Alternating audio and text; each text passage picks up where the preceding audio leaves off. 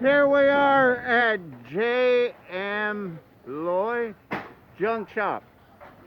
And of course, the barangay brought more goodies because with the barangay dump truck, the official seal of barangay, they can bring in a lot of junk.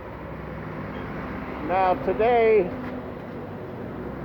we brought in many different things,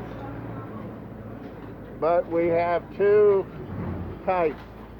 One is 10 pesos per kilo, and one is 50 pesos per kilo. Huh? You're kidding. Wow. But they have so many helpers today. 1, 2, 3, 4, 5. 5 helpers. Wow. Thank you for tuning in and be sure to subscribe.